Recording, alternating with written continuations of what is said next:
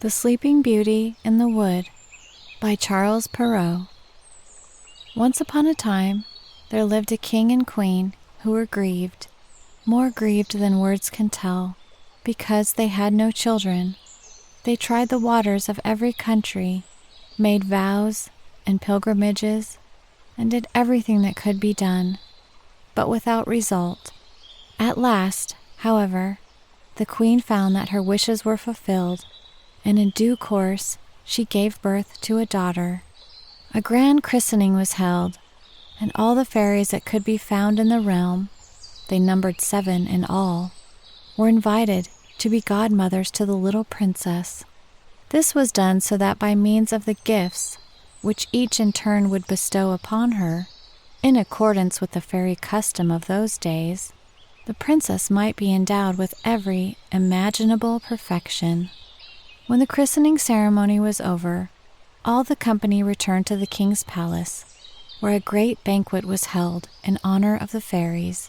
Places were laid for them in magnificent style, and before each was placed a solid gold casket containing a spoon, fork, and knife of fine gold, set with diamonds and rubies. But just as all were sitting down to table, an aged fairy was seen to enter, whom no one had thought to invite, the reason being that for more than 50 years she had never quitted the tower in which she lived, and people had supposed her to be dead or bewitched.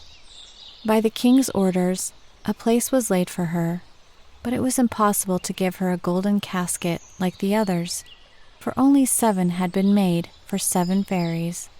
The old creature believed that she was intentionally slighted, and muttered threats between her teeth. She was overheard by one of the young fairies, who was seated nearby. The latter, guessing that some mischievous gift might be bestowed upon the little princess, hid behind the tapestry as soon as the company left the table. Her intention was to be the last to speak, and so to have the power of counteracting, as far as possible, any evil which the old fairy might do. Presently the fairies began to bestow their gifts upon the princess. The youngest ordained that she should be the most beautiful person in the world. The next, that she should have the temper of an angel. The third, that she should do everything with wonderful grace. The fourth, that she should dance to perfection. The fifth, that she should sing like a nightingale. And the 6th, that she should play every kind of music with the utmost skill. It was now the turn of the aged fairy, shaking her head in token of spite rather than of infirmity. She declared that the princess should prick her hand with a spindle and die of it. A shudder ran through the company at this terrible gift. All eyes were filled with tears. But at this moment, the young fairy stepped forth from behind the tapestry. "Take comfort, your majesties," she cried in a loud voice. "Your daughter shall not die. My power, it is true, is not enough to undo all that my aged kinswoman has decreed. The princess will indeed prick her hand with a spindle, but instead of dying, she shall merely fall into a profound slumber that will last 100 years. At the end of that time, a king's son shall come to awaken her." The king, in an attempt to avert the unhappy doom pronounced by the old fairy, at once published an edict forbidding all persons, under pain of death, to use a spinning wheel or keep a spindle in the house. At the end of 15 or 16 years, the king and queen happened one day to be away on pleasure bent. The princess was running about the castle, and going upstairs from room to room, she came at length to a garret at the top of a tower, where an old serving woman sat alone with her distaff, spinning. This good woman had never heard speak of the king's proclamation forbidding the use of spinning wheels. "What are you doing, my good woman?" asked the princess. "I am spinning, my pretty child," replied the dame, not knowing who she was. "Oh, what fun!" rejoined the princess. "How do you do it? Let me try and see if I can do it equally well." partly because she was a little heedless, but also because the fairy decree had ordained it. No sooner had she seized the spindle than she pricked her hand and fell down in a swoon. In great alarm, the good dame cried out for help. People came running from every quarter to the princess. They threw water on her face, chafed her with their hands, and rubbed her temples with the royal essence of Hungary, but nothing would restore her. Then the king, who had been brought upstairs by the commotion, remembered the fairy prophecy. Feeling certain that what had happened was inevitable, since the fairies had decreed it, he gave orders that the princess should be placed in the finest apartment in the palace, upon a bed embroidered in gold and silver. You would have thought her an angel, so fair was she to behold. The trance had not taken away the lovely color of her complexion. Her cheeks were delicately flushed, her lips like coral. Her eyes, indeed, were closed, but her gentle breathing could be heard, and it was therefore plain that she was not dead. The king commanded that she should be left to sleep in peace until the hour of her awakening should come. When the accident happened to the princess, the good fairy who had saved her life by condemning her to sleep 100 years was in the kingdom of Mataquin, 12,000 leagues away. She was instantly warned of it, however, by a little dwarf who had a pair of 7-league boots, which are boots that enable one to cover 7 leagues at a single step. The fairy set off at once, and within an hour her chariot of fire, drawn by dragons, was seen approaching. The king handed her down from her chariot, and she approved of all that he had done. But being gifted with great powers of foresight, she bethought herself that when the princess came to be awakened, she would be much distressed to find herself all alone in the old castle. And this is what she did. She touched with her wand everybody, except the king and queen, who was in the castle, governesses, maids of honor, ladies-in-waiting, gentlemen, officers, stewards, cooks, scullions, errand boys, guards, porters, pages, footmen. She touched likewise all the horses in the stables with their grooms, the big mastiffs in the courtyard, and little Puff, the pet dog of the princess, who was lying on the bed beside his mistress. The moment she had touched them, they all fell asleep, to awaken only at the same moment as their mistress. Thus, they would always be ready with their service whenever she should require it. The very spits before the fire, loaded with partridges and peasants, subsided into slumber, and the fire as well. All was done in a moment, for the fairies do not take long over their work. Then the king and queen kissed their dear child without waking her and left the castle. Proclamations were issued forbidding any approach to it, but these warnings were not needed, for within a quarter of an hour there grew up all around the park so vast a quantity of trees, big and small, with interlacing brambles and thorns, that neither man nor beast could penetrate them. The tops alone of the castle towers could be seen, and these only from a distance. Thus did the fairy's magic contrive that the princess, during all the time of her slumber, should have naught whatever to fear from prying eyes. At the end of 100 years, the throne had passed to another family from that of the sleeping princess. One day, the king's son chanced to go a-hunting that way, and seeing in the distance some towers in the midst of a large and dense forest, he asked what they were. His attendants told him in reply the various stories which they had heard. Some said there was an old castle haunted by ghosts, others that all the witches of the neighborhood held their revels there. The favorite tale was that in the castle lived an ogre, who carried thither all the children whom he could catch. There he devoured them at his leisure, and since he was the only person who could force a passage through the wood, nobody had been able to pursue him. While the prince was wondering what to believe, an old peasant took up the tale. "Your Highness," said he, "more than 50 years ago, I heard my father say that in this castle lies a princess, the most beautiful that has ever been seen. It is her doom to sleep there for 100 years, and then to be awakened by a king's son for whose coming she waits. This story fired the young prince. He jumped immediately to the conclusion that it was for him to go see so gay an adventure through, and impelled alike by the wish for love and glory, he resolved to set about it on the spot. Hardly had he taken a step towards the wood, when the tall trees, the brambles and the thorns, separated of themselves and made a path for him. He turned in the direction of the castle, and espied it at the end of a long avenue. This avenue he entered, and was surprised to notice that the trees closed up again as soon as he had passed, so that none of his retinue was able to follow him. A young and gallant prince is always brave, however, so he continued on his way, and presently reached a large forecourt. The sight that now met his gaze was enough to fill him with an icy fear. The silence of the place was dreadful, and death seemed all about him. The recumbent figures of men and animals had all the appearance of being lifeless, until he perceived, by the pimply noses and ruddy faces of the porters, that they merely slept. It was plain, too, from their glasses in which there were still some dregs of wine, that they had fallen asleep while drinking. The prince made his way into a great courtyard, paved with marble, and mounting the staircase entered the guard-room. Here the guards were lined up on either side in 2 ranks, their muskets on their shoulders, snoring their hardest.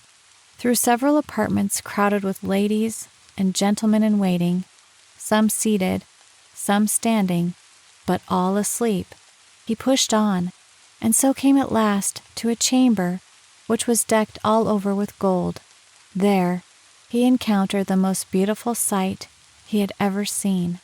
Reclining upon a bed, the curtains of which on every side were drawn back, was a princess of seemingly some 15 or 16 summers, whose radiant beauty had an almost unearthly luster. Trembling in his admiration, he drew near and went on his knees beside her. At the same moment, the hour of disenchantment having come, the princess awoke and bestowed upon him a look more tender than a first glance might seem to warrant. "Is it you, dear prince?" she said. "You have been long in coming." Charmed by these words, and especially by the manner in which they were said, the prince scarcely knew how to express his delight and gratification. He declared that he loved her better than he loved himself. His words were faltering, but they pleased the more for that. The less there is of eloquence, the more there is of love. Her embarrassment was less than his, and that is not to be wondered at, since she had had time to think of what she would say to him. It seems, although the story says nothing about it, that the good fairy had beguiled her long slumber with pleasant dreams. To be brief, after 4 hours of talking, they had not succeeded in uttering 1/2 of the things they had to say to each other. Now, the whole palace had awakened with the princess. Everyone went about his business, and since they were all not in love, they presently began to feel mortally hungry. The lady-in-waiting, who was suffering like the rest, at length lost patience, and in a loud voice called out to the princess that supper was served. The princess was already fully dressed, and in most magnificent style. As he helped her to rise, the prince refrained from telling her that her clothes, with the straight collar which she wore, were like those to which his grandmother had been accustomed, and in truth, they in no way detracted from her beauty. They passed into an apartment hung with mirrors, and were there served with supper by the stewards of the household, while the fiddles and oboes played some old music, and played it remarkably well, considering they had not played it all for just upon 100 years. A little later, when supper was over, the chaplain married them in the castle chapel, and in due course, attended by the courtiers in waiting, they retired to rest. They slept but little, however. Princess, indeed, had not much need of sleep, and as soon as morning came, the prince took his leave of her. He returned to the city, and told his father, who was awaiting him with some anxiety, that he had lost himself while hunting in the forest, but had obtained some black bread and cheese from a charcoal burner, in whose hovel he had passed the night. His royal father, being of an easygoing nature, believed the tale, but his mother was not so easily hoodwinked. She noticed that he now went hunting every day, and that he always had an excuse handy when he had slept 2 or 3 nights from home. She felt certain, therefore, that he had some love affair. 2 whole years passed since the marriage of the prince and princess, and during that time they had 2 children. The first, a daughter, was called Dawn, while the second, a boy, was named Day, because he seemed even more beautiful than his sister. Many a time the queen told her son that he ought to settle down in life. She tried in this way to make him confide in her, but he did not dare to trust her with his secret. Despite the affection which he bore her, he was afraid of his mother, for she came of a race of ogres, and the king had only married her for her wealth. It was whispered at the court that she had ogreish instincts, and that when little children were near her, she had the greatest difficulty in the world to keep herself from pouncing on them. No wonder the prince was reluctant to say a word. But at the end of 2 years, the king died, and the prince found himself on the throne. He then made public announcement of his marriage, and went in state to fetch his royal consort from her castle. With her 2 children beside her, she made a triumphal entry into the capital of her husband's realm. Some time afterwards, the king declared war on his neighbor, the Emperor Cantalabute. He appointed the queen mother as regent in his absence, and entrusted his wife and children to her care. He expected to be away at the war for the whole of the summer, and as soon as he was gone, the queen mother sent her daughter-in-law and the 2 children to a country mansion in the forest. This she did, that she might be able the more easily to gratify her horrible longings. A few days later she went there, and in the evening summoned the chief steward. "For my dinner tomorrow," she told him, "I will eat little Dawn." "Oh, madam!" exclaimed the steward. "That is my will," said the queen, and she spoke in the tones of an ogre who longs for raw meat. "You will serve her with piquant sauce," she added. The poor man, seeing plainly that it was useless to trifle with an ogress, took his big knife and went up to little Dawn's chamber. She was at that time 4 years old, and when she came running with a smile to greet him, flinging her arms round his neck and coaxing him to give her some sweets, he burst into tears and let the knife fall from his hand. Presently he went down to the yard behind the house and slaughtered a young lamb. For this he made so delicious a sauce that his mistress declared she had never eaten anything so good. At the same time, the steward carried little Dawn to his wife and bade the latter hide her in the quarters which they had below the yard. 8 days later, the wicked queen summoned her steward again. "For my supper," she announced, "I will eat little Day." The steward made no answer, being determined to trick her, as he had done previously. He went in search of little Day, whom he found with a tiny foil in his hand, making brave passes, though he was but 3 years old, at a big monkey. He carried him off to his wife, who stowed him away in hiding with little Dawn. To the ogress the steward served up, in place of Day, a young kid so tender that she found it surpassingly delicious. So far so good, but there came an evening when this evil queen again addressed the steward. "I have a mind," she said, "to eat the queen with the same sauce as you served with her children." This time the poor steward despaired of being able to practice another deception. The young queen was 20 years old, without counting the 100 years she had been asleep. Her skin, though white and beautiful, had become a little tough, and what animal could he possibly find that would correspond to her? He made up his mind that if he would save his own life, he must kill the queen, and went upstairs to her apartment, determined to do the deed once and for all. Goading himself into a rage, drew his knife, and entered the young queen's chamber, but a reluctance to give her no moment of grace made him repeat respectfully the command which he had received from the queen mother. "Do it, do it," she cried, baring her neck to him. "Carry out the order you have been given. Then once more I shall see my children, my poor children that I loved so much." Nothing had been said to her when the children were stolen away, and she believed them to be dead. The poor steward was overcome by compassion. "No, no, madam," he declared. "You shall not die, but you shall certainly see your children again.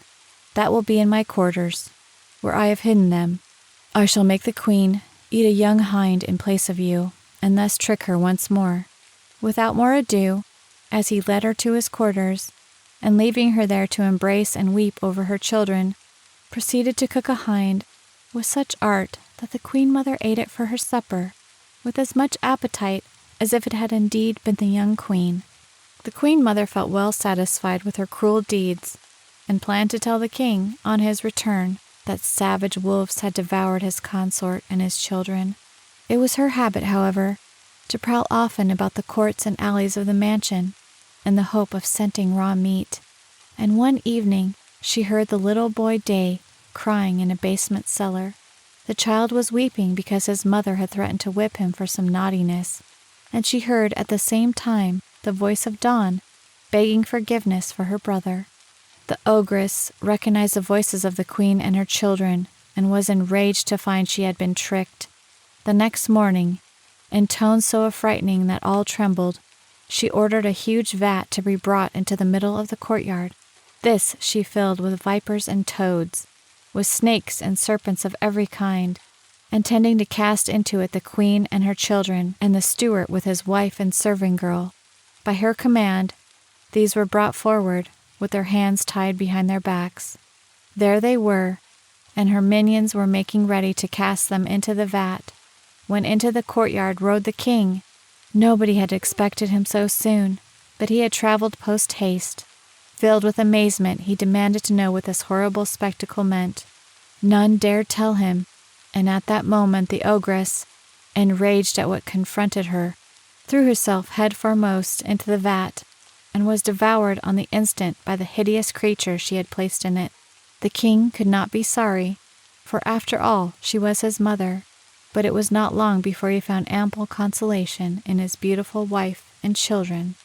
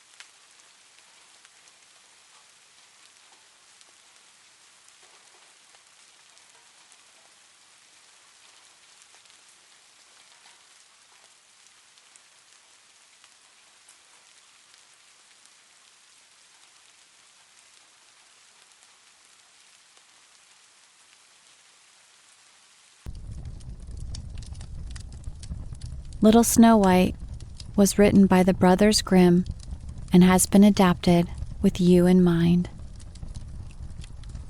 It was in the middle of winter, when the broad flakes of snow were falling around, that a certain queen sat working at her window, the frame of which was made of fine black ebony, and, as she was looking out upon the snow, she pricked her finger, and 3 drops of blood fell upon it.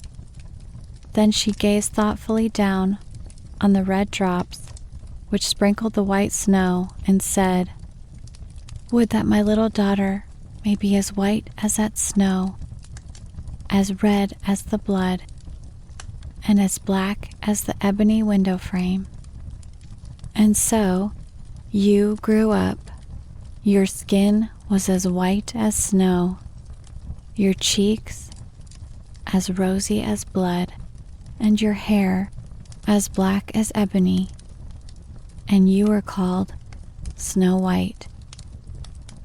But this queen died, and the king soon married another wife, who was very beautiful, but so proud that she could not bear to think that anyone could surpass her. She had a magical looking glass to which she used to go and gaze upon herself in it and say, "Tell me, glass, tell me true, of all the ladies in the land, who is the fairest, tell me who." And the glass answered, "Thou queen art fairest in the land." But you grew more and more beautiful. You were as bright as the day, and fairer than the queen herself. Then the glass one day answered the queen, when she went to consult it as usual, "Thou queen mayest fair and beauteous be, but Snow White is lovelier far than thee." When the queen heard this, she turned pale with rage and envy, and calling to one of her servants said, "Take Snow White away into the wide wood, that I may never see her more." Then the servant led you away, but his heart melted when you begged him to spare your life, and he said, "I will not hurt thee, thou pretty one." So he left you there alone. He felt as if a great weight were taken off his heart when he had made up his mind to leave you to your fate. You, poor Snow White, wandered along through the wood in great fear, and the wild beasts roared around, but none did you any harm. In the evening, you came to a little cottage and went in there to rest, for your weary feet would carry you no further. Everything was spruce and neat in the cottage. On the table was spread a white cloth, and there were 7 little plates with 7 little loaves and 7 little glasses with wine in them, and knives and forks laid in order, and by the wall stood 7 little beds. Then, as you were exceedingly hungry, you picked a little piece off each loaf and drank a very little wine out of each glass, and after that you thought you would lie down and rest. So you tried all the little beds, and one was too long, and another was too short, till at last the 7th suited you, and there you laid yourself down and went to sleep. Presently, in came the masters of the cottage, who were 7 little dwarfs that lived among the mountains, and dug and searched about for gold. They lighted up their 7 lamps and saw directly that all was not right. The first said, "Who has been sitting on my stool?" The second, "Who has been eating off my plate?" The third, "Who has been picking at my bread?" The fourth, "Who has been meddling with my spoon?" The fifth, "Who has been handling my fork?" The sixth, "Who has been cutting with my knife?" The seventh, "Who has been drinking my wine?" Then the first looked around and said, "Who has been lying on my bed?" And the rest came running to him, and everyone cried out that somebody had been upon his bed. But the 7th saw you and called upon his brethren to come and look at you. And they cried out with wonder and astonishment, and brought their lamps, and gazing upon you, they said, "Good heavens, what a lovely one she is. And they were delighted to see you, and took care not to waken you. And the seventh dwarf slept an hour with each of the other dwarfs in turn till the night was gone. In the morning, you told them all your story, and they pitied you and said, if you would keep all things in order, and cook and wash and knit and spin for them, you might stay where you were, and they would take good care of you. Then they went out all day long to their work, seeking for gold and silver in the mountains, and you remained at home. And they warned you, saying, the queen will soon find out where you are, so take care and let no one in. But the queen, now that she thought you were dead, believed that she was certainly the handsomest lady in the land. So she went to her glass and said, tell me, glass, tell me true, of all the ladies in the land, who is the fairest? Tell me who. And the glass answered, thou queen, thou art fairest in all this land, but over the hills in the greenwood shade, where the seven dwarfs their dwelling have made, there Snow White is hiding, and she is lovelier far, O queen, than thee. Then the queen was very much alarmed, for she knew that the glass always spoke the truth, and she was sure that the servant had betrayed her, and she could not bear to think that anyone lived who was more beautiful than she was. She disguised herself as an old peddler woman and went her way over the hills to the place where the dwarfs dwelt.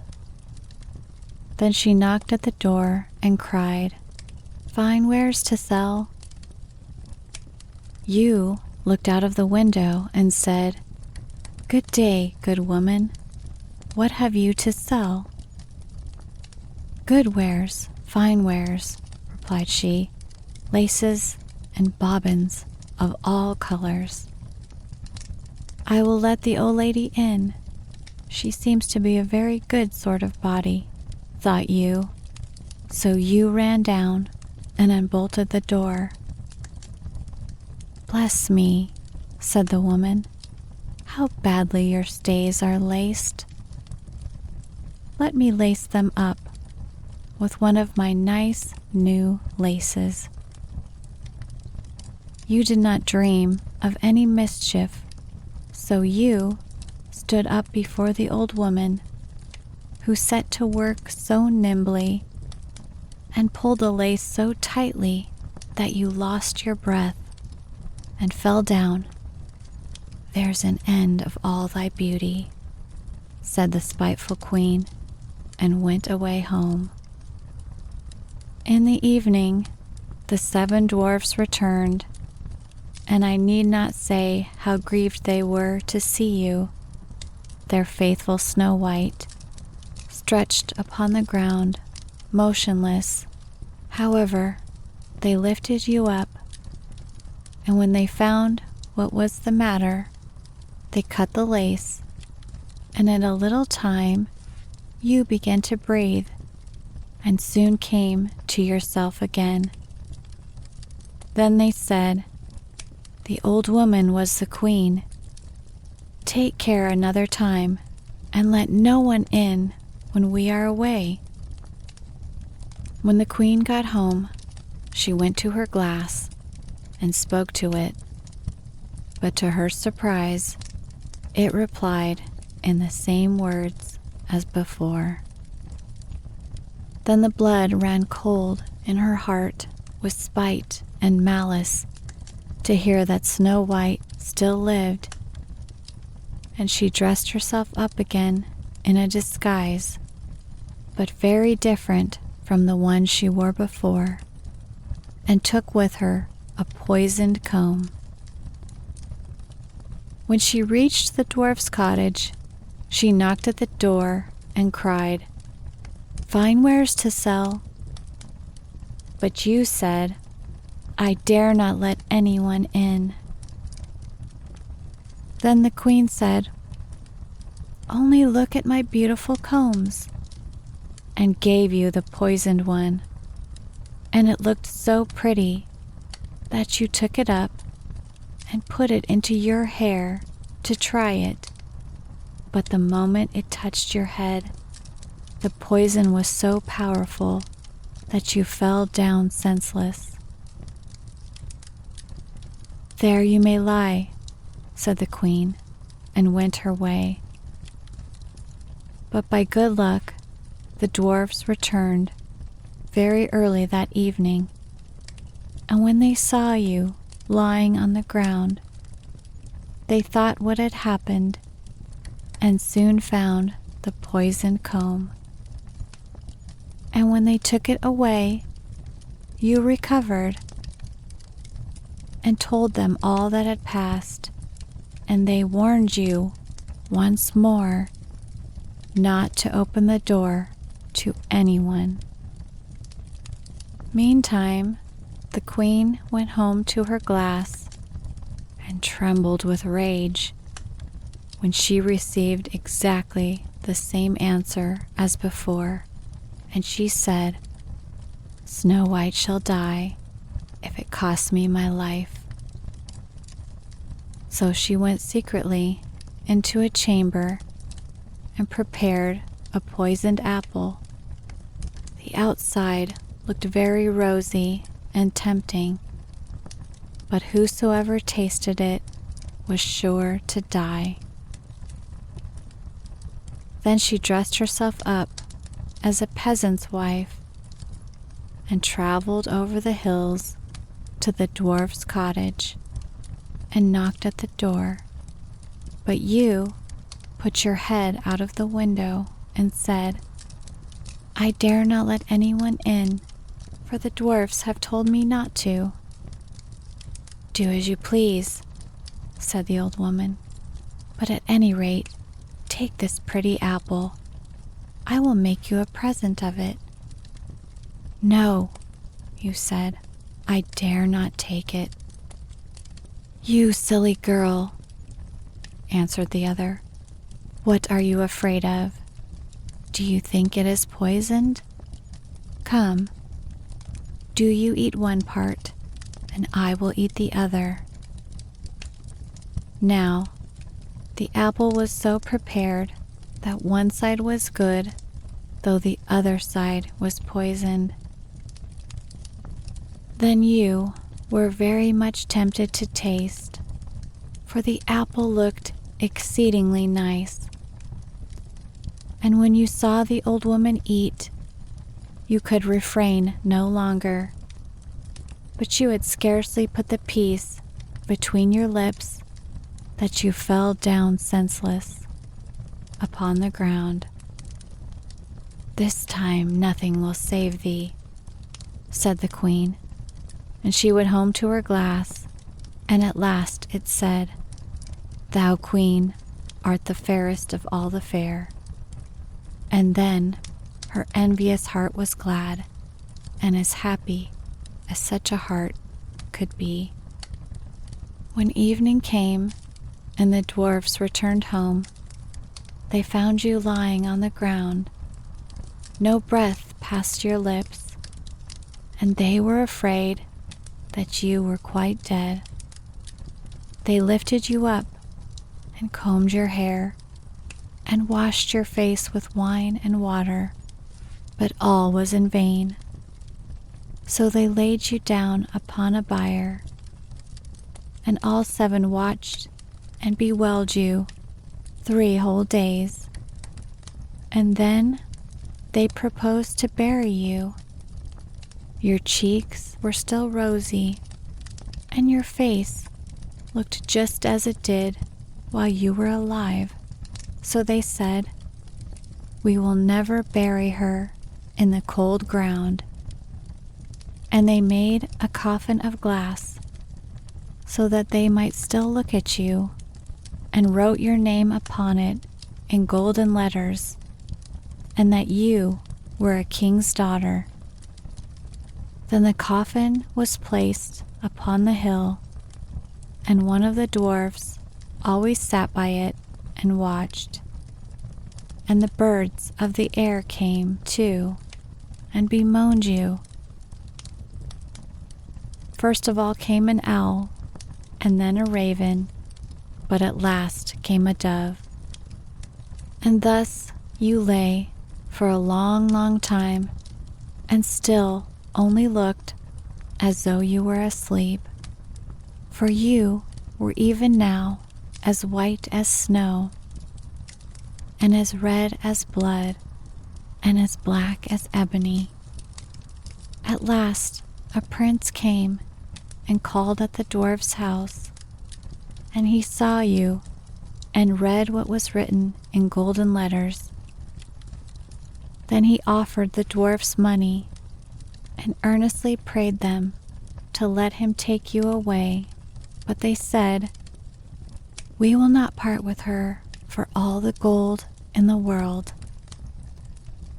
At last, however, they had pity on him and gave him the coffin, but the moment he lifted it up to carry it home with him, the piece of apple fell from between your lips, and you awoke and exclaimed, "Where am I?"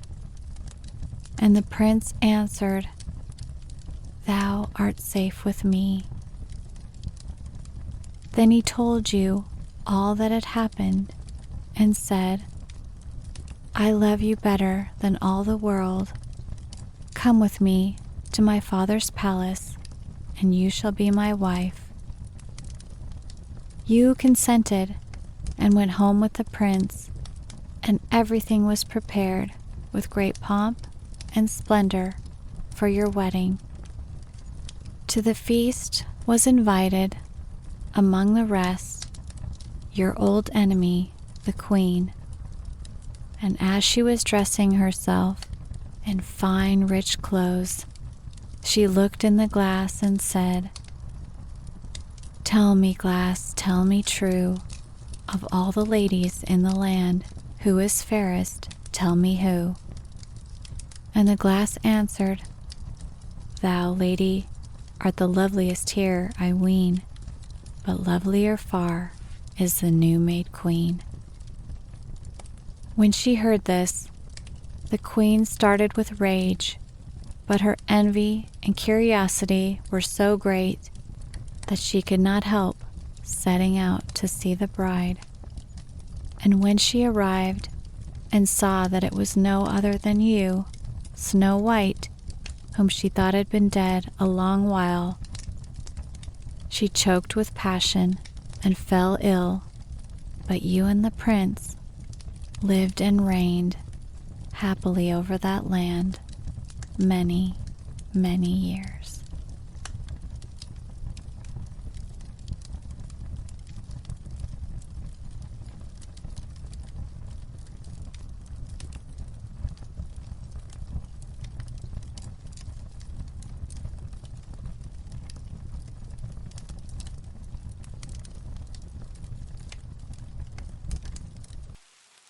Rapunzel by the Brothers Grimm. Once upon a time, there lived a man and his wife who were very sad because they had no children. These people had a little window at the back of their house, which overlooked a beautiful garden full of fine flowers and herbs. There was a high wall around this garden, and no one dared to go into it because it belonged to a witch of great power who was feared by everybody. One day, the woman stood at this window, looking into the garden, and saw a bed full of the finest rampion. It looked so fresh and green that she longed to eat some of it. This desire grew every day, And as she knew that she could not possibly have any of it, she pined away and looked pale and miserable. Then her husband was alarmed and said, "What ails you, dear wife?" "Ah," she replied sadly, "if I cannot get some of that nice rampion to eat out of the garden behind our house, I know that I shall die." Her husband, who loved her dearly, thought to himself, "Rather than let my wife die, I must bring her some rampion, let the cost be what it may." So at dusk, he climbed over the wall into the witch's garden, hastily picked a handful of rampion leaves, and took them back to his wife. She made them into a salad, which she ate with great relish. Indeed, she liked it so very much that the next day she longed for it 3 times as much as before. She could have no peace until her husband descended into the garden and fetched her some more. So as soon as it was dusk, he let himself down again into the garden. But when he had clambered down and was on the other side of the wall, he was terribly frightened, for there, standing before him, was the old witch with a frightful scowl on her face. "How dare you climb into my garden like a thief and steal my rampion?" she said, with angry looks. "You shall suffer for it." "Ah," he replied, "be merciful to me this time, I pray you. I am only here from necessity. My wife saw your rampion from her window, and had such a desire for it that she would have died if she had not had some of it to eat." Then the witch's anger cooled a little, and she answered, "If that is the case, I will let you take away as much rampion as you like, but on one condition, that you give me the child that your wife will shortly bring into the world. All shall go well with it, and I will care for it like a mother." In his anxiety to get away, the man agreed to what she asked, and as soon as the child was born, the witch appeared, and having given it the name of Rapunzel, which is another name for rampion, she took it away with her. Rapunzel was the most beautiful child under the sun. When she was 12 years old, the witch shut her up in a tower, which lay in the middle of a great forest. This tower had neither stairs nor door, only a little window, high up at the very top of the wall. When the witch wanted to enter the tower, she stood beneath this window and called, "Rapunzel, Rapunzel, let down your hair, that I may climb without a stair." Rapunzel had wonderful hair, long and as fine as spun gold. When she heard the voice of the witch, she unfastened her braided tresses, wound them round one of the hooks of the little window, and let them hang loose. They fell down about 20 yards, so that the witch could easily climb up by them. After things had gone on in this way for a year or 2, it happened one day that the king's son was riding through that part of the forest and passed by the tower. He heard someone singing so beautifully that he stood spellbound, listening. It was Rapunzel, who in her solitude and loneliness was trying to while away the long hours by singing. The prince longed to see the sweet singer and climb up to her, but he searched in vain for a door into the tower. None was to be found. He rode home, but the song had made such a deep impression on him that he went every day to the wood and listened. One day, when he was standing thus behind a tree, he saw the old witch approach and heard her call, "Rapunzel, Rapunzel, let down your hair, that I may climb without a stair." Then Rapunzel let down her braids, and the witch climbed up to her. "So that is the ladder by which one mounts, is it?" said the prince. "Then I too will climb it and try my luck." The next night, when it began to grow dark, he went to the foot of the tower and cried, "Rapunzel, Rapunzel, let down your hair, that I may climb without a stair." The hair fell down at once, and the prince climbed up by it. At first, Rapunzel was terribly frightened when a man came in, for she had never seen one before. But the prince spoke to her very kindly, and told her that his heart had been so touched by her singing that he could have no peace until he had seen her. So, Rapunzel lost her fear, and when he asked her to marry him, she thought, "He is young and handsome, and he will certainly love me far more than old Dame Gothel does." So she said yes, and put her hand in his. "I will gladly go with you," she continued, "but I do not see how I am to get down out of this tower. When you come, bring with you a skein of silk each time, and I will weave a ladder out of them. When it is finished, I will climb down by it, and you shall take me away on your horse." They arranged that until the ladder was ready, he should come and see her every evening, bringing skeins of silk, for the witch came in the daytime. The witch knew nothing of all this, till one day Rapunzel, not thinking what she was saying, made this remark: "Tell me, Dame Gothel, how is it that you are so much harder to pull up than the young prince? He is always with me in a moment." "Oh, you wicked, wicked child!" cried the witch. "What is this I hear? I thought I had separated you from the whole world, and yet you have deceived me." In her rage, she seized Rapunzel's beautiful hair, twisted it round and round her left hand, snatched up a pair of scissors with her right, and snip, snap, she cut it all off, and the beautiful tresses lay on the ground. Then she was so hard-hearted that she took poor Rapunzel to a lonely, deserted place, and there left her to live in utter loneliness and misery. But on the evening of the day on which she had carried Rapunzel away, she fastened the braids which she had cut off to a hook by the window, and when the prince came and called, "Rapunzel, Rapunzel, let down your hair, that I may climb without a stair," she let the hair down. The prince climbed up, but instead of his beloved Rapunzel, he found the old witch, who looked at him with angry, wicked eyes, and cried mockingly, "Aha! You thought to fetch your lady love, but the pretty bird has flown, and the song is still. The cat caught it, and will scratch out your eyes too. Rapunzel is lost to you. You will never see her again." The prince was beside himself with grief, and in his despair, he jumped right down from the tower. He escaped with his life, but the thorns into which he fell pierced his eyes out. Then he wandered, blind, about the forest, eating nothing but roots and berries, and constantly lamenting and weeping for the loss of his lovely bride. For some years he wandered about in great misery, and at last he came to the deserted place where Rapunzel was living. Suddenly he heard a voice which seemed familiar to him.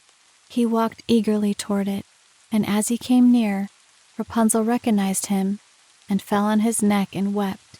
2 of her tears fell upon his eyes, and they became clear again, so that he could see as well as ever. Then he led her to his kingdom, where they were welcomed with great joy, and they lived happily ever after.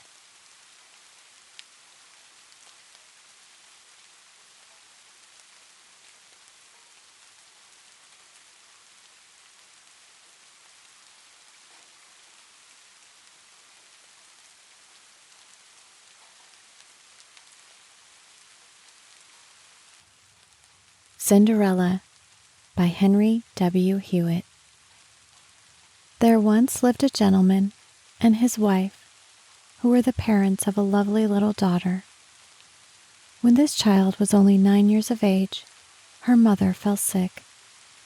Finding her death coming on, she called her child to her and said, "My child, always be good.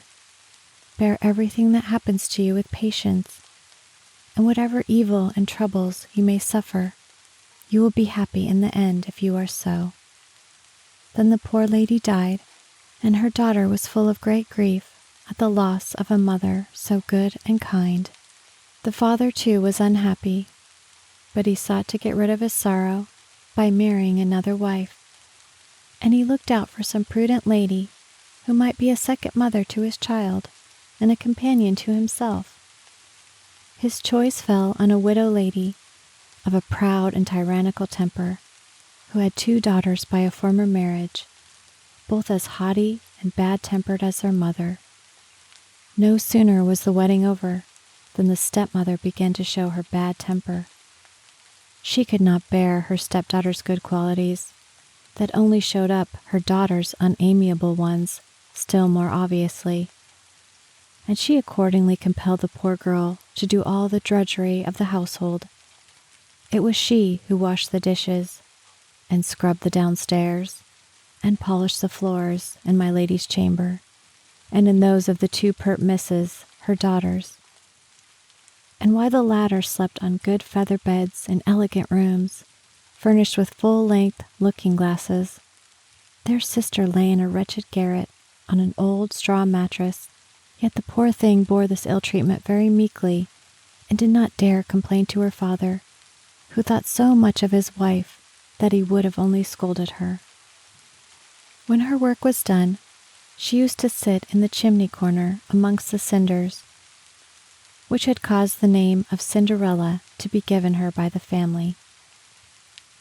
Yet for all her shabby clothes, Cinderella was 100 times prettier than her sisters, let them be dressed ever so magnificently. The poor little cinder wench! This harsh stepmother was a sore trial to her, and how often, as she sat sadly by herself, did she feel that there is no mother like our own, the dear parent whose flesh and blood we are, and who bears all our little cares and sorrows tenderly, as in the apple of her eye. It happened that the king's son gave a ball, to which he invited all the nobility, and as our two young ladies made a great figure in the world, they were included in the list of invitations. So they began to be very busy choosing what headdress and which gown would be the most becoming. Here was fresh work for poor Cinderella, for it was she, forsooth, who was to starch and get up their ruffles, and iron all their fine linen, and nothing but dress was talked about for days together. "I," said the eldest, "shall put on my red velvet dress with my point lace trimmings, and I," said the younger sister, "shall wear my usual petticoat, but shall set it off with my gold brocaded train and my circlet of diamonds." They sent for a clever tire-woman to prepare the double rows of quilling for their caps, and they purchased a quantity of fashionably cut patches. They called in Cinderella to take her advice, as she had such good taste, and Cinderella not only advised them well, but offered to dress their hair, which they were pleased to accept. While she was thus busy, the sisters said to her, "And pray, Cinderella, would you like to go to the ball?" "Nay, you are mocking me," replied the poor girl. "It is not for such as I to go to balls." "True enough," rejoined they. "Folks would laugh to see a Cinderella at a court ball." These two stepsisters were very cruel to Cinderella, and ill-used her much. Ah, what sweet friends are our own born sisters! There can be no substitutes like them in the whole wide world. Any other but Cinderella would have dressed their hair awry to punish them for their impertinence. But she was so good-natured that she dressed them most becomingly, although they disdained her, and while they would make a great figure in the world, sought to degrade and lower her. See how the lovely disposition of Cinderella shines out. Although she was not allowed to go to the ball of the king's son, she not only advised them well how they could array themselves to appear to the best advantage, but she even, what greatness of heart to do that, with her own hands dresses their hair, and in the most becoming manner her delicate tastes can suggest. The two sisters were so delighted that they scarcely ate a morsel for a couple of days. They spent their whole time before a looking-glass, and they would be laced so tight to make their waists as slender as possible that more than a dozen stay-laces were broken in the attempt. The long-wished-for evening came at last, and these proud misses stepped into the carriage and drove away to the palace. Cinderella looked after the coach as far as she could see, and then returned to the kitchen in tears, where, for the first time, she bewailed her hard and cruel degradation. She continued sobbing in the corner of the chimney, until a rapping at the kitchen door roused her, and she got up to see what had occasioned it. She found a little old beggar woman hobbling on crutches, who besought her to give her some food. "I have only part of my supper for you, goody, which is no better than a dry crust. But if you'd like to step in and warm yourself, you can do so, and welcome." "Thank you, my dear," said the old woman in a feeble, croaking voice. She then hobbled in and took her seat by the fire. "Hey, dearie me, what are all these tears, my child?" said the old woman.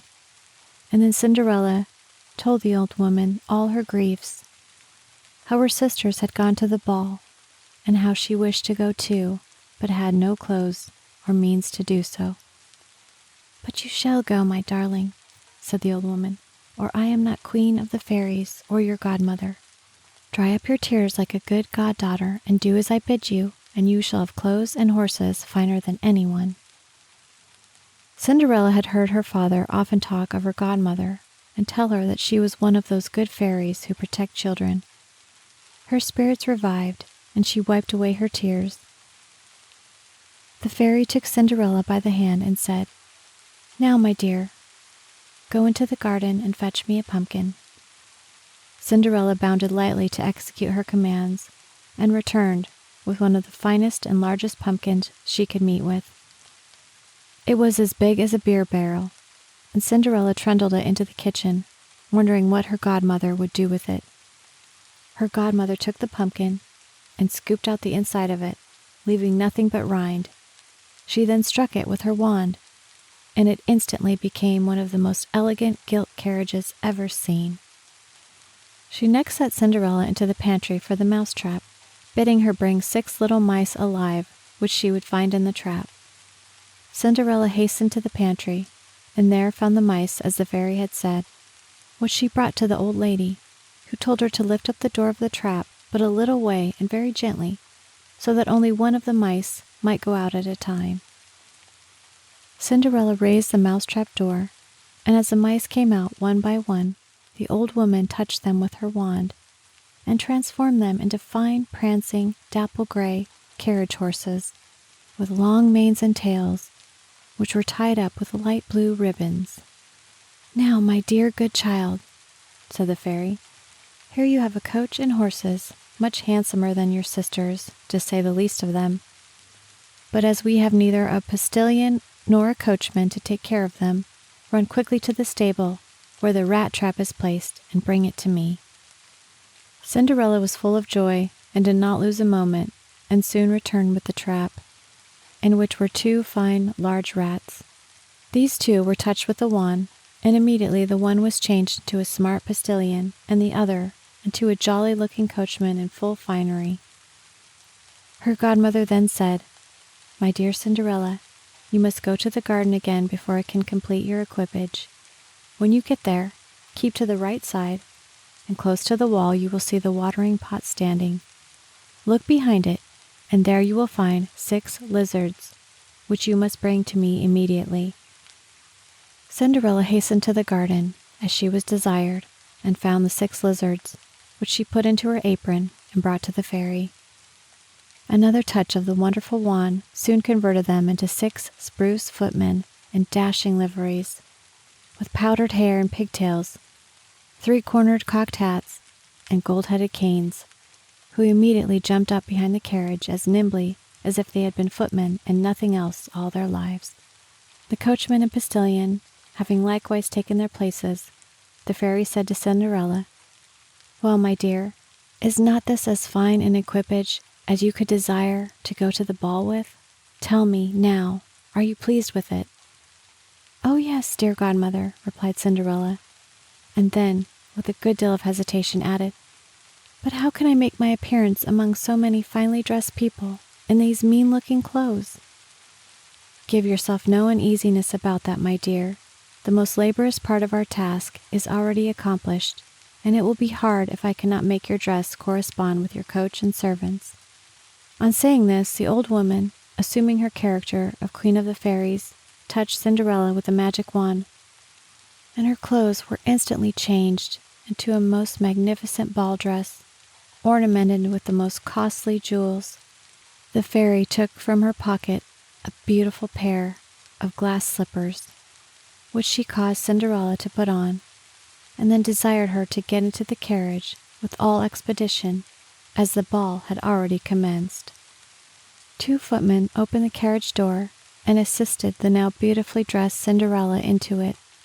Her godmother, before she took leave, strictly charged her, on no account whatever, to stay at the ball after the clock had struck 12, and then added that if she stopped but a single moment beyond that time, her fine coach, horses, coachman, postilion, and footman, and fine apparel, would all return to their original shapes of pumpkin, mice, rats, lizards, and mean-looking clothes. Cinderella promised faithfully to attend to everything that the fairy had mentioned, and then, quite overjoyed, gave the direction to the footman, who bawled out in a loud and commanding tone to the coachman, "To the royal palace." The coachman touched his prancing horses lightly with his whip, and swiftly the carriage started off, and in a short time reached the palace. The arrival of so splendid an equipage as Cinderella's could not fail to attract general notice at the palace gates, and as it drove up to the marble portico, the servants in great numbers came out to see it. Information was quickly taken to the king's son that a beautiful young lady, evidently some princess, was in waiting. His Royal Highness hastened to the door, welcomed Cinderella, and handed her out of the carriage. He then led her gracefully into the ballroom and introduced her to his father, the king. The moment she appeared, all conversation was hushed, the violins ceased playing, and the dancing stopped short. So great was the sensation produced by the stranger's beauty. A confused murmur of admiration fluttered through the crowd, and each was fain to exclaim, "How surpassingly lovely she is!" The ladies were all busy examining her headdress and her clothes, in order to get similar ones the very next day, if, indeed, they could meet with stuffs of such rich patterns, and find workwomen clever enough to make them up. "What a lovely creature, so fair, so beautiful! What a handsome figure! How elegantly she is dressed!" Even the prince's father, old as he was, could not behold her with indifference, but wiped his eyeglass and used it very much, and said very often to the queen that he had never seen so sweet a being. The king's son handed Cinderella to one of the most distinguished seats on the dais at the top of the hall, and begged she would allow him to hand her some refreshments. Cinderella received them with great grace. When this was over, the prince requested to have the honor of dancing with her. Cinderella smiled consent, and the delighted prince immediately led her out to the head of the dance, just about to commence. The eyes of the whole company were fixed upon the beautiful pair. The trumpets sounded, and the music struck up, and the dance commenced. But if Cinderella's beauty, elegant figure, and the splendor of her dress had before drawn the attention of the whole room, the astonishment at her dancing was still greater. Gracefulness seemed to play in all her motions, the airy lightness with which she floated along, as buoyant as thistledown, drew forth a general murmur of admiration. The hall rang with the loudest acclamations of applause, and the company, all in one voice, pronounced her the most elegant creature that had ever been seen. And this was the little girl who had passed a great part of her life in the kitchen, and had always been called a cinder wench. When the dance was ended, a magnificent feast was served up, consisting of all delicacies. So much was the young prince engaged with Cinderella that he did not eat one morsel of the supper. Cinderella drew near her sisters, and frequently spoke to them, and in her goodness of heart she offered them the delicacies which she had received from the prince, but they did not know she was their sister. When Cinderella heard the clock strike 11:15, she made a low curtsy to the whole assembly and retired in haste. You see how fortunate befriends the good-hearted, and even out of such unpromising material as a pumpkin and mice can make a coach and 6, with which to honor her worthy favorite. So Cinderella goes to the ball, but to teach her to be diligent and faithful in her engagements, her fairy godmother enjoins upon her that she return home at 12. Native beauty and grace attracts the princely heart, and while the king's son pays no heed to her pretentious sisters, he is all grace and condescension to little Cinderella. Obedient to her engagement with her godmother, she returns in all the splendor and honor of the coach and 6. On reaching home, she found her godmother, and after thanking her for the treat she had enjoyed, she ventured to express a wish to return to the ball on the following evening, as the prince had requested her to do. She was still relating to her godmother all that had happened at court, when her 2 sisters knocked at the door. Cinderella went and let them in, pretending to yawn and stretch herself, and rub her eyes, saying, "How late you are," just as if she was waked up out of a nap, though, truth to say, she had never felt less disposed to sleep in her life. "If you had been at the ball," said one of the sisters, "you would not have thought it late. There came the most beautiful princess ever seen, who loaded us with polite attentions and gave us oranges and citrons." Cinderella could scarcely contain her delight, and inquired the name of the princess, but they replied that nobody knew her name, and that the king's son was in great trouble about her, and would give the world to know who she could be. "Is she then so very beautiful?" said Cinderella, smiling. "Oh my, how I should like to see her! Oh do, my Lady Hewet, lend me the yellow dress you wear every day, that I may go to the ball and have a peep at this wonderful princess." "A likely story indeed," cried Hewet, tossing her head disdainfully, "that I should lend my clothes to a dirty Cinderella like you." Cinderella expected to be refused, and was not sorry for it, as she would have been puzzled what to do had her sister really lent her the dress she begged to have. On the following evening, the sisters again went to the court ball, and so did Cinderella, dressed even more magnificently than before. The king's son never left her side, and kept paying her the most flattering attentions.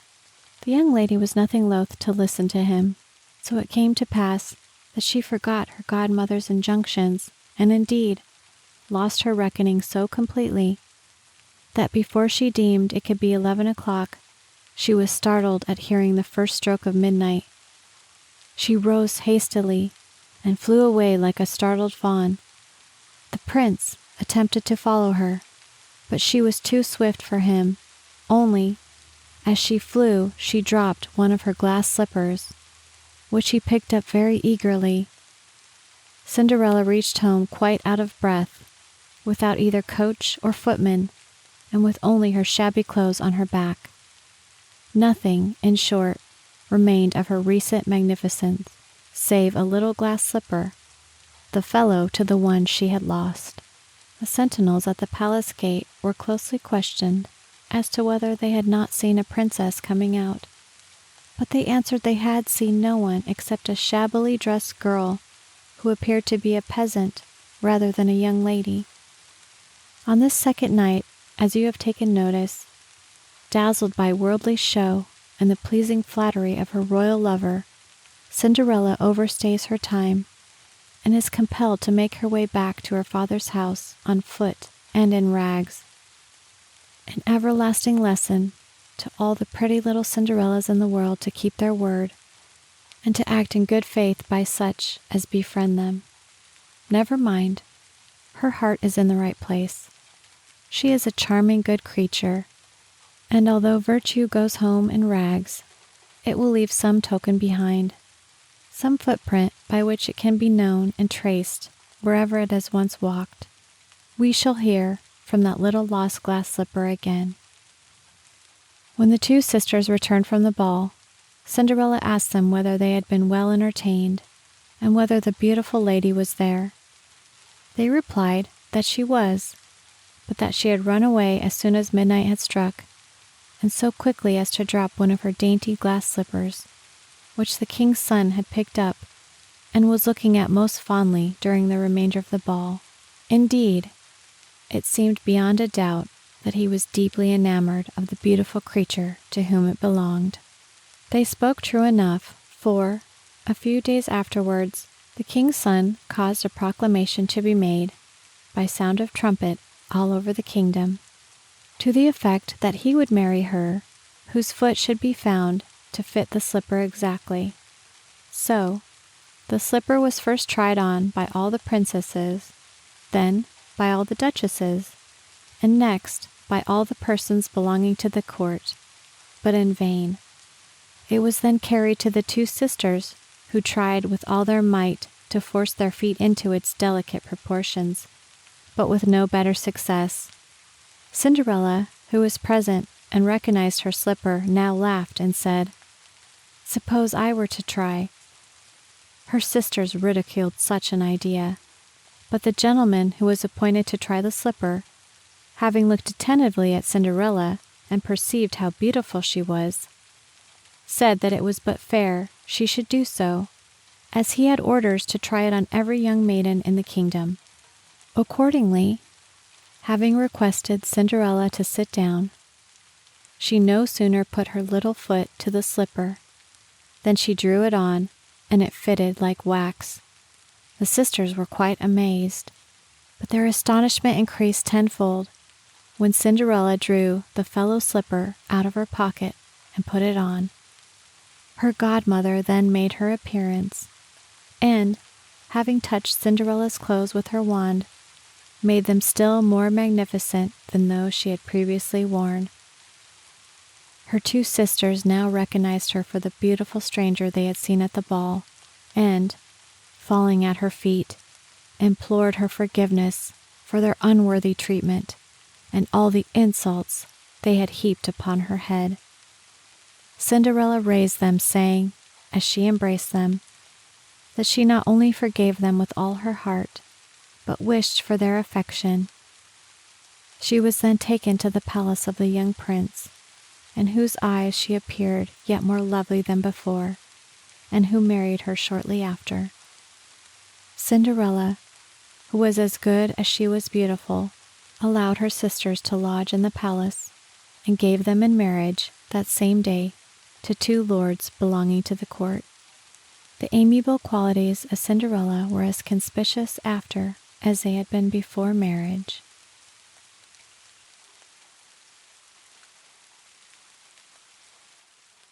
Beauty and the Beast by Marie LePrince de Beaumont.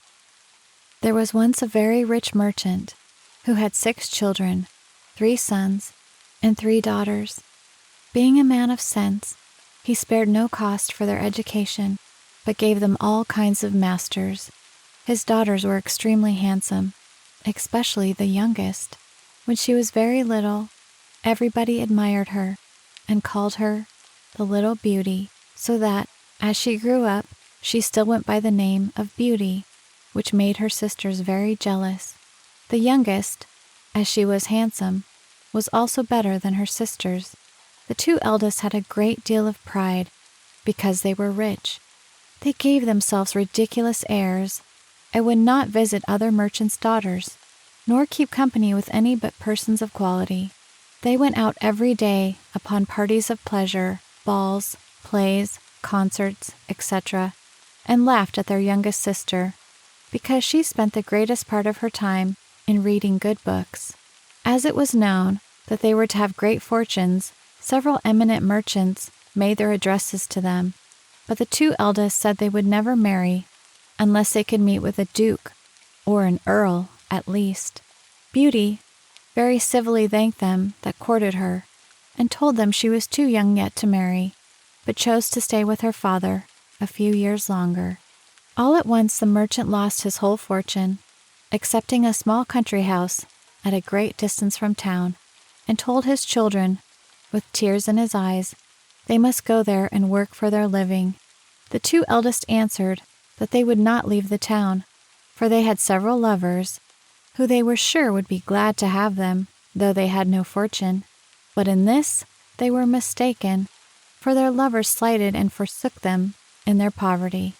As they were not beloved on account of their pride, everybody said, "They do not deserve to be pitied. We are glad to see their pride humbled. Let them go and give themselves quality airs, and milking the cows and minding their dairy. But," added they, "we are extremely concerned for Beauty. She was such a charming, sweet-tempered creature, spoke so kindly to poor people, and was of such an affable, obliging disposition. Nay, several gentlemen would have married her, though they knew she had not a penny. But she told them she could not think of leaving her poor father in his misfortunes, but was determined to go along with him into the country to comfort and attend him. Poor Beauty at first was sadly grieved at the loss of her fortune. But, she said to herself, were I to cry ever so much, that would not make things better. I must try to make myself happy without a fortune." When they came to their country house, the merchant and his 3 sons applied themselves to husbandry and tillage, and Beauty rose at 4 in the morning and made haste to have the house clean and breakfast ready for the family. In the beginning she found it very difficult, for she had not been used to work as a servant, but in less than 2 months she grew stronger and healthier than ever. After she had done her work, she read, played on the harpsichord, or else sung whilst she spun. On the contrary, her 2 sisters did not know how to spend their time. They got up at 10 and did nothing but saunter about the whole day, lamenting the loss of their fine clothes and acquaintance.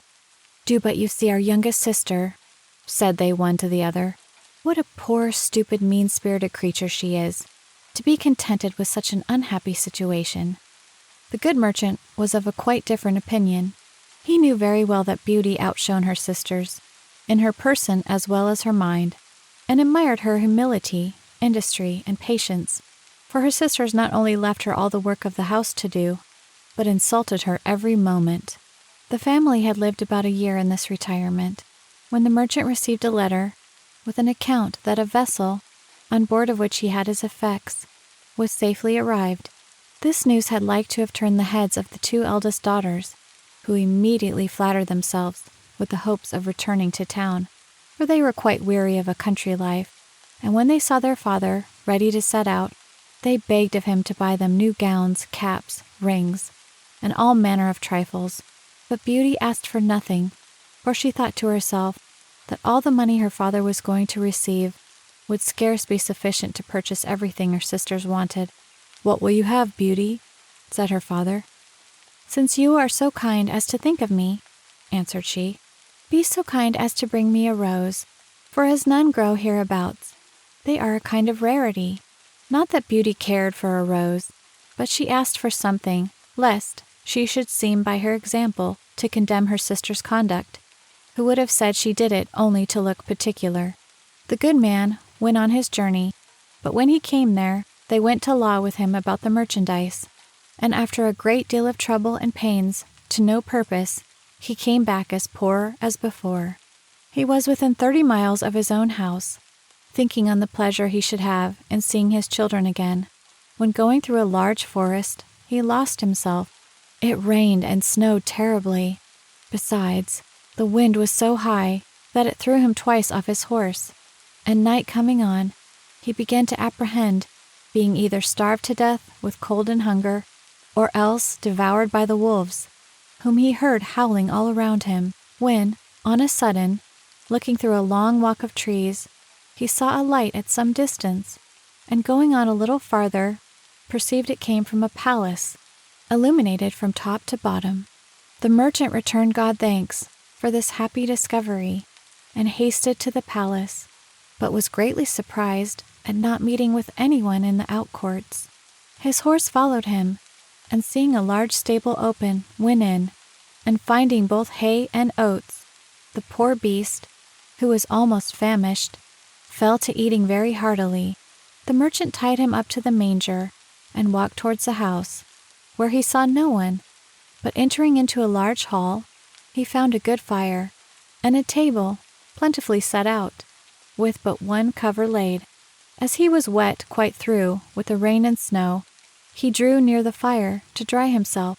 "I hope," said he, "the master of the house, or his servants, will excuse the liberty I take. I suppose it will not be long before some of them appear." He waited a considerable time, till it struck 11, and still nobody came. At last he was so hungry that he could stay no longer, but took a chicken and ate it in 2 mouthfuls, trembling all the while. After this, he drank a few glasses of wine, and, growing more courageous, he went out of the hall and crossed through several grand apartments with magnificent furniture, till he came into a chamber which had an exceeding good bed in it, and as he was very much fatigued, and it was past midnight, he concluded it was best to shut the door and go to bed. It was 10 the next morning before the merchant waked, and as he was going to rise, he was astonished to see a good suit of clothes in the room of his own, which were quite spoiled. "Certainly," said he, "this palace belongs to some kind of fairy, who has seen and pitied my distress." He looked through a window, but instead of snow, saw the most delightful arbors, interwoven with the most beautiful flowers that ever were beheld. He then returned to the great hall, where he had supped the night before, and found some chocolate ready made on a little table. "Thank you, good Madam Fairy," said he aloud, "for being so careful as to provide me a breakfast. I am extremely obliged to you for all your favors." The good man drank his chocolate, and then went to look for his horse, but passing through an arbor of roses, he remembered Beauty's request to him, and gathered a branch on which were several. Immediately he heard a great noise, and saw such a frightful beast coming towards him that he was ready to faint away. "You are very ungrateful," said the beast to him in a terrible voice. "I have saved your life by receiving you into my castle, and in return you steal my roses, which I value beyond anything in the universe, but you shall die for it. I give you but a quarter of an hour to prepare yourself to say your prayers." The merchant fell on his knees and lifted up both his hands. "My lord," said he, "I beseech you to forgive me. Indeed, I had no intention to offend in gathering a rose for one of my daughters, who desired me to bring her one." "My name is not my lord," replied the monster, "but beast. I don't love compliments, not I. I like people should speak as they think, and so do not imagine I am to be moved by any of your flattering speeches. But you say you have got daughters. I will forgive you, on condition that one of them come willingly and suffer for you.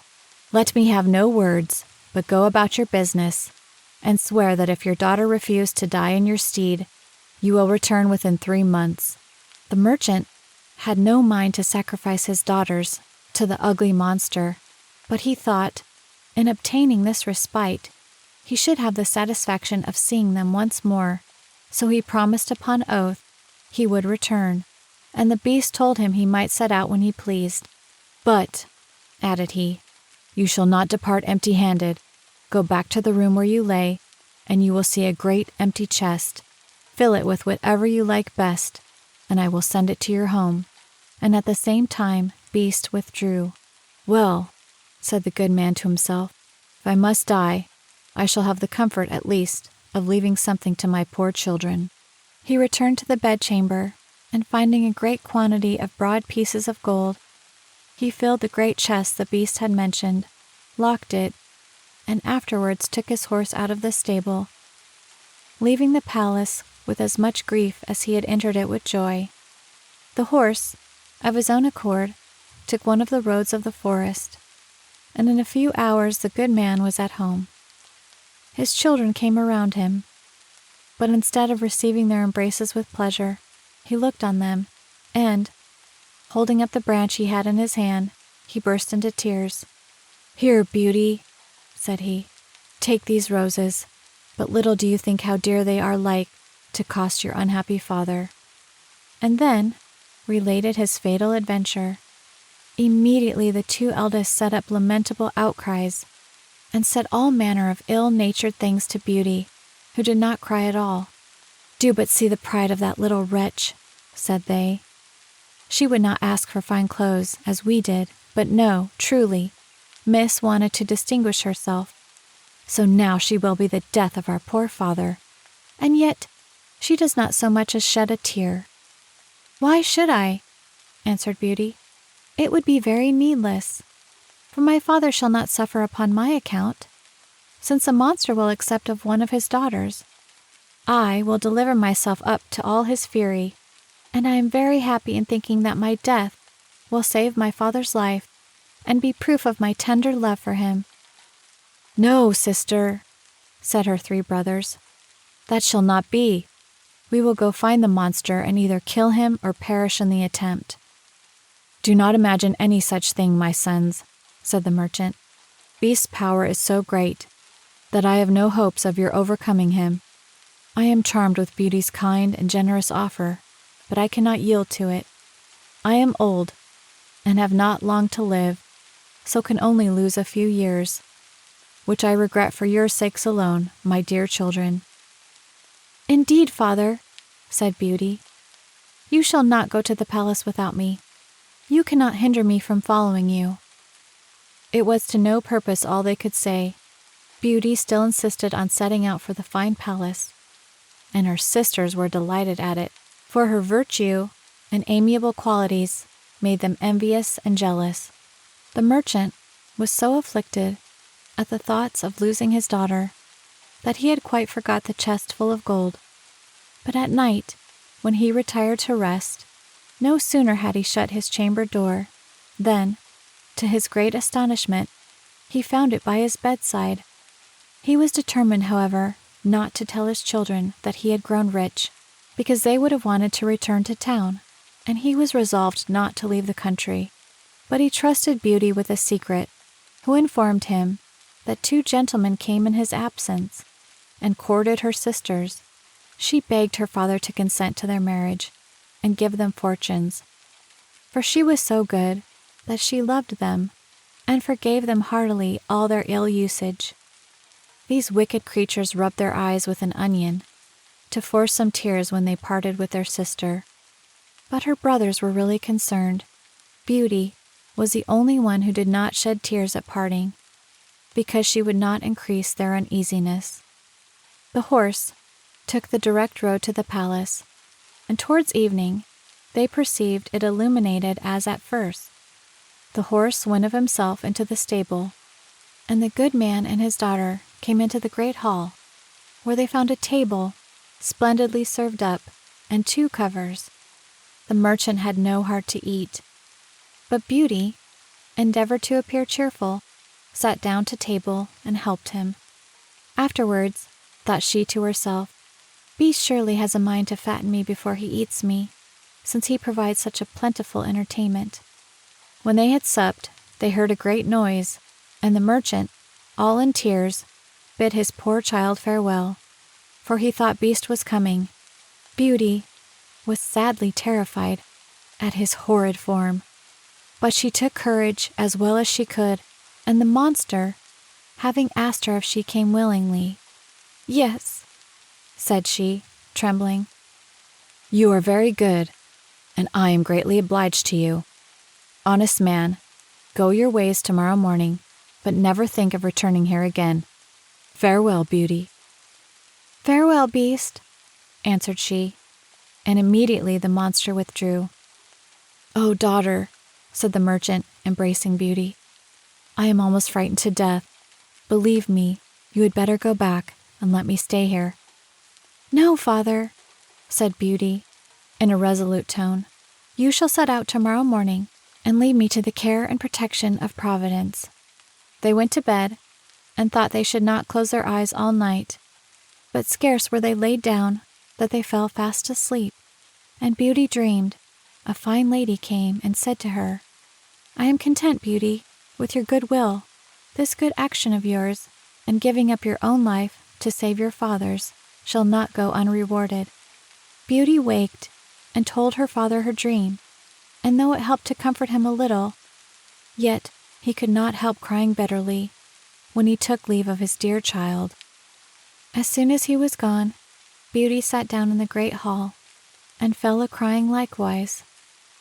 but as she was mistress of a great deal of resolution, she recommended herself to God and resolved not to be uneasy the little time she had to live for she firmly believed Beast would eat her up that night. However, she thought she might as well walk about till then and view this fine castle, which she could not help admiring. It was a delightful, pleasant place, and she was extremely surprised at seeing a door over which was wrote, Beauty's apartment. She opened it hastily and was quite dazzled with the magnificence that reigned throughout. But what chiefly took up her attention was a large library, a harpsichord, and several music books. "Well," said she to herself, "I see they will not let my time hang heavy on my hands for want of amusement." Then she reflected, were I but to stay here a day, there would not have been all these preparations. The consideration inspired her with fresh courage, and opening the library, she took a book and read these words in letters of gold. "Welcome, Beauty, banish fear. You are queen and mistress here. Speak your wishes, speak your will. Swift obedience meets them still." "Alas," said she with a sigh, "there is nothing I desire so much as to see my poor father and to know what he is doing." She had no sooner said this when, casting her eyes on a great looking-glass, to her great amazement, she saw her own home, where her father arrived with a very dejected countenance. Her sisters went to meet him, and, notwithstanding their endeavors to appear sorrowful, their joy, felt for having got rid of their sister, was visible in every feature. A moment after, everything disappeared, and Beauty's apprehensions at this proof of Beast's complaisance. At noon, she found dinner ready, and while at table, was entertained with an excellent concert of music, though without seeing anybody. But at night, as she was going to sit down to supper, she heard the noise Beast made, and could not help being sadly terrified. "Beauty," said the monster, "will you give me leave to see you sup?" "That is as you please," answered Beauty, trembling. "No," replied the Beast. "You alone are mistress here. You need only bid me be gone, if my presence is troublesome, and I will immediately withdraw. But tell me, do you not think me very ugly?" "That is true," said Beauty, "for I cannot tell a lie, but I believe you are very good-natured." "So I am," said the monster. "But then, besides my ugliness, I have no sense. I know very well that I am a poor, silly, stupid creature." "'Tis no sign of folly to think so," replied Beauty, "for never did fool know this, or had so humble a conceit of his own understanding." "Eat then, Beauty," said the monster, "and endeavor to amuse yourself in your palace, for everything here is yours, and I should be very uneasy if you were not happy." "You are very obliging," answered Beauty. "I own am pleased with your kindness, and when I consider that, your deformity scarce appears." "Yes, yes," said the Beast. "My heart is good, but still I am a monster." "Among mankind," says Beauty, "there are many that deserve that name more than you, and I prefer you, just as you are, to those who, under a human form, hide a treacherous, corrupt, and ungrateful heart." "If I had sense enough," replied the Beast, "I would make a fine compliment to thank you, but I am so dull that I can only say I am greatly obliged to you." Beauty ate a hearty supper, and had almost conquered her dread of the monster, but she had like to have fainted away when he said to her, "Beauty, will you be my wife?" She was some time before she durst answer, for she was afraid of making him angry if she refused. At last, however, she said trembling, "No, Beast." Immediately, the poor monster began to sigh, and hissed so frightfully that the whole palace echoed.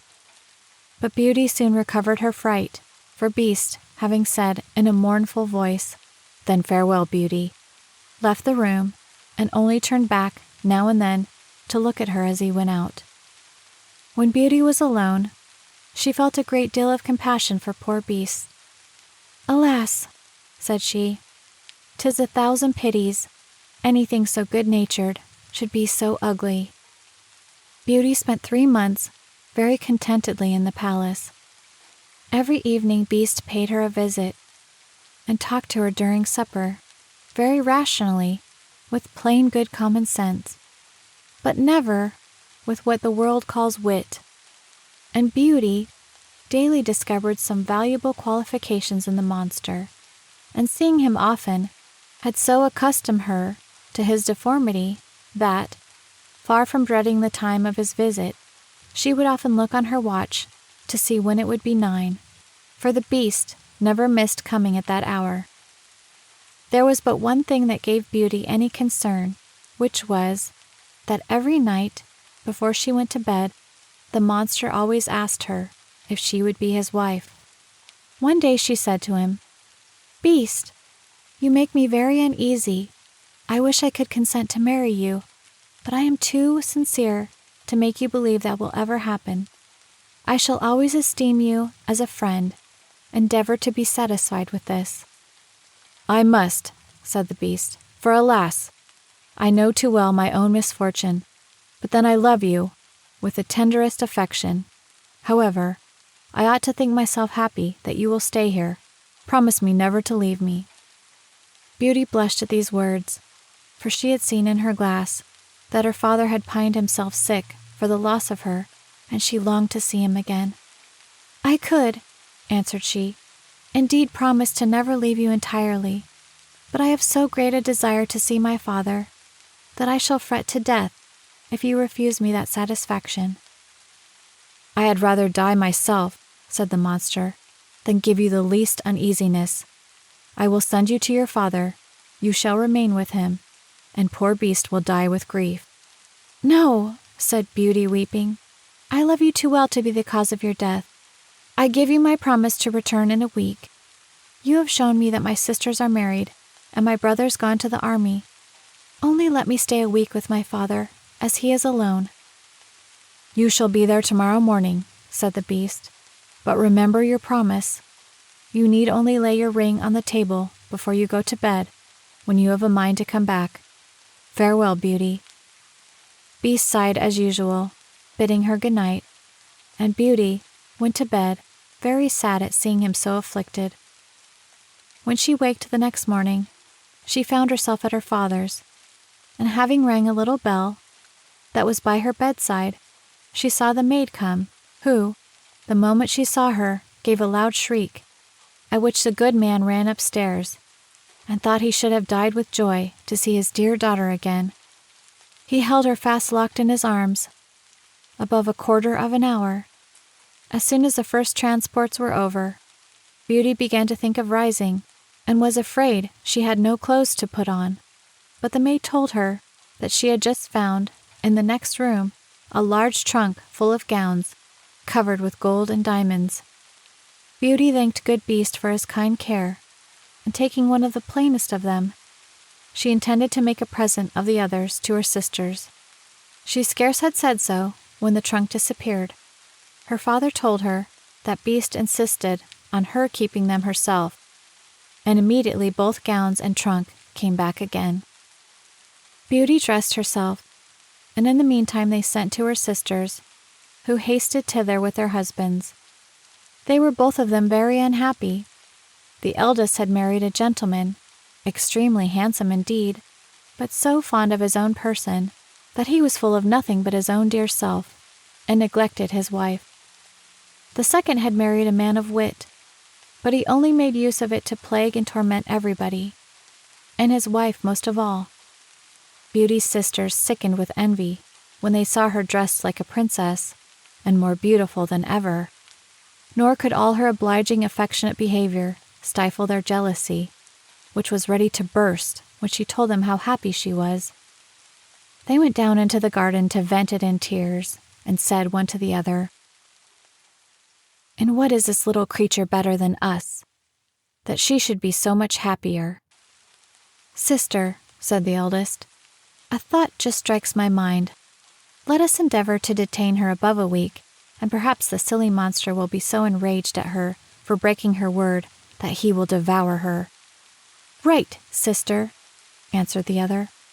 "Therefore, we must shew her as much kindness as possible." After they had taken this resolution, they went up, and behaved so affectionately to their sister that poor Beauty wept for joy. When the week was expired, they cried and tore their hair, and seemed so sorry to part with her that she promised to stay a week longer. In the meantime, Beauty could not help reflecting on herself for the uneasiness she was likely to cause poor Beast, whom she sincerely loved and really longed to see again. The 10th night she spent at her father's, she dreamed she was in his palace garden, and that she saw Beast extended on the grass plot, who seemed just expiring, and, in a dying voice, reproached her with her ingratitude. Beauty started out of her sleep and bursting into tears. "Am not I very wicked," said she, "to act so unkindly to Beast, that has studied so much to please me in everything? Is it his fault that he is so ugly and has so little sense? He is kind and good, and that is sufficient. Why did I refuse to marry him? I should be happy with the monster than my sisters are with their husbands. It is neither wit nor a fine person in a husband that makes a woman happy, but virtue, sweetness of temper, and complaisance. And Beast has all these valuable qualifications. It is true, I do not feel the tenderness of affection for him, but I find I have the highest gratitude, esteem, and friendship, and I will not make him miserable. Were I to be so ungrateful, I should never forgive myself." Beauty, having said this, rose, put her ring on the table, and then lay down again. Scarce was she in bed before she fell asleep, and when she waked the next morning, she was overjoyed to find herself in the Beast's palace. She put on one of her richest suits to please him, and waited for evening with the utmost impatience. At last, the wished-for hour came, the clock struck 9, yet no Beast appeared. Beauty then feared she had been the cause of his death. She ran crying and wringing her hands all about the palace, like one in despair. After having sought for him everywhere, she recollected her dream and flew to the canal in the garden, where she dreamed she saw him. Then she found poor Beast stretched out, quite senseless, and, as she had imagined, dead. She threw herself upon him without any dread, and finding his heart beat still, she fetched some water from the canal and poured it on his head. Beast opened his eyes and said to Beauty, "You forgot your promise, and I was so afflicted for having lost you that I resolved to starve myself. But since I have the happiness of seeing you once more, I die satisfied." "No, dear Beast," said Beauty, "you must not die. Live to be my husband. From this moment I give you my hand, and swear to be none but yours. Alas! I thought I had only a friendship for you, but the grief I now feel convinces me that I cannot live without you."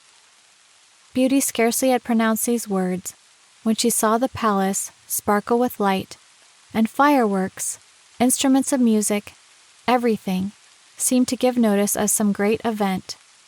But nothing could fix her attention. She turned to her dear Beast, for whom she trembled with fear, but how great was her surprise! Beast had disappeared, and she saw, at her feet, one of the loveliest princes that I ever beheld, who returned her thanks for having put an end to the charm under which he had so long resembled a beast.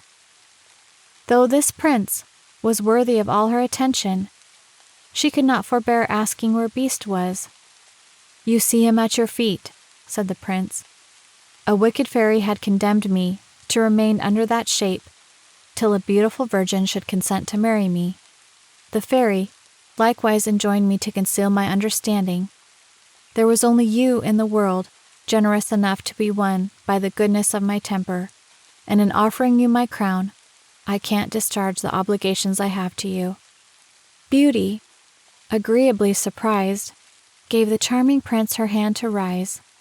They went together into the castle, and Beauty was overjoyed to find, in the great hall, her father and his whole family, whom the beautiful lady that appeared to her in her dream had conveyed thither. "Beauty," said this lady, "come and receive the reward of your judicious choice. You have preferred virtue before either wit or beauty, and deserve to find a person in whom all these qualifications are united. You are going to be a great queen.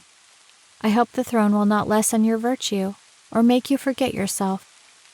As to you, ladies," said the fairy to Beauty's two sisters, "I know your hearts, and all the malice they contain. Become two statues, but, under this transformation, still retain your reason.